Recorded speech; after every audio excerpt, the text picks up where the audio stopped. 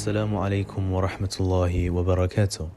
Today we will be discussing two Pentateuchal passages. The first is Genesis 14:14, which states, "When Abram heard that his relative had been taken captive, he called out to the 318 trained men born in his household and went in pursuit as far as Dan."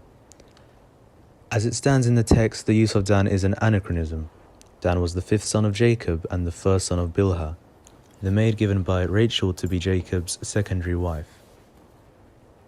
Later on, when the people of Israel conquered the land of Canaan in the days of Joshua, the tribe of Dan received a portion of the land as its inheritance.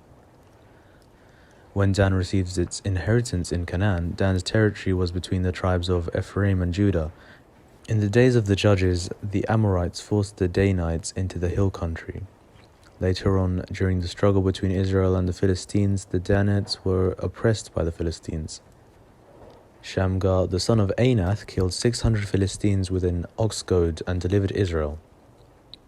In the days of Samson, the Israelites struggled against the Philistines, but Samson, a judge from the tribe of Dan, was not able to deliver the Danites from the oppression of the Philistines, and the Danites were forced to move.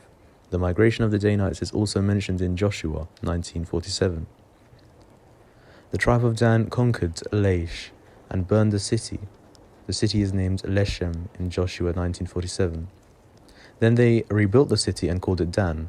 Laish was a city at the northernmost end of the lands of Canaan. Eventually, the expression Far Dan to Beersheba came to express the northern and the southern borders of Israel. The reference to Sidon in Judges 18:28 indicates that at the time Danites conquered the city, Laish was a colony of Sidon. Thus, it is clear that the appearance of Dan in Genesis 14:14 is an anachronism, since in the days of Abraham, Dan was not yet born and there was no Dan to give name to a city located in the northern part of Canaan. Some Christians will attempt to say that Moses was writing in his perspective, looking back at Abraham's time period. However, the expression "as far as Dan" is also an anachronism because Moses could not have written about the location of Dan, since the land of Canaan had not yet been occupied by the Israelite tribes who were living in Egypt, and was not called Dan until later. Interestingly, some rabbis have themselves claimed it was a later scribe who changed it to make it understandable for contemporary audiences. Our questions to them will be presented at the end of the video.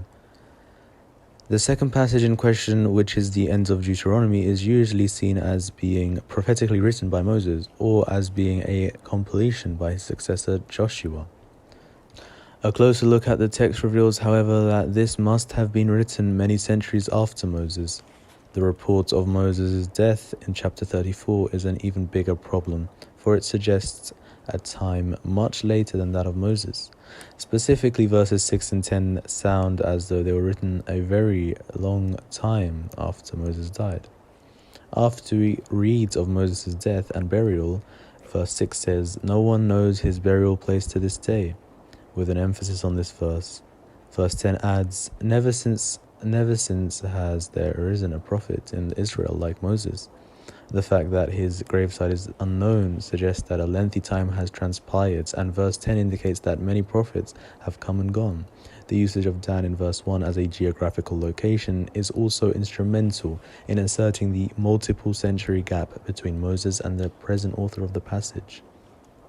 To maintain Mosaic authorship, one would need to argue that Moses wrote about his future death in the third person and past tense, and that he also anticipated that his gravesite would become unknown and write about it awkwardly rather than prophetically.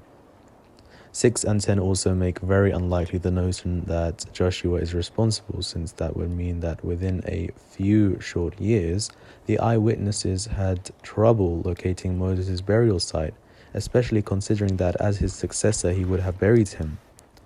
The same holds for verse 10.